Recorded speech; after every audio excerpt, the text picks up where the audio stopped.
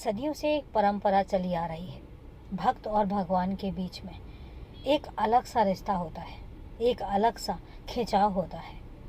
और असल में बताऊं तो वो भक्त नहीं होते हैं, वो बच्चे होते हैं जिनका ऊपर वाला ईश्वर हमेशा ध्यान रखता है और हमेशा ये कोशिश करता है कि उसके बच्चों को कभी कोई तकलीफ़ ना हो। मैं भी यही कोशिश करता हूँ कि मेरे बच्चों को कभी कोई तकलीफ़ ना हो, लेकिन पिछले जन्मों के कुछ ऐसे कर्म होते हैं जिनका भुगतान हमें अगले जन्म में करना ही पड़ता है। अच्छा करोगे तो अच्छे कर्म अगले जन्म में काम आते हैं और आएंगे भी।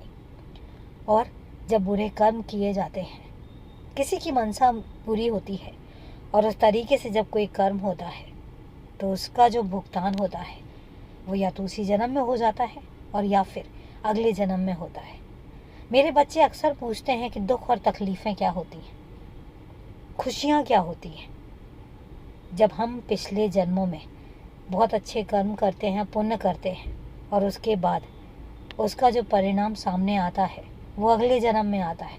अगले जन्म में हमें जो खुशियाँ मिलती हैं वो हमारे पिछले जन्म के किए हुए पुण्य होते हैं, और जो पिछले जन्म के हमने पाप किए होते हैं उनका जो परिणाम होता है वो अगले जन्म में दुख के रूप में होता है।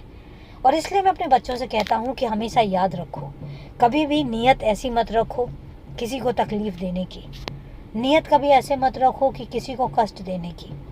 हाँ, गलती से अगर कोई बात हो जाती है या गलती से किसी को कष्ट पहुँचता है तो उसके लिए मैं बैठा हूँ, लेकिन अपने जानबूझकर कभी किसी को तकलीफ़ मत दो।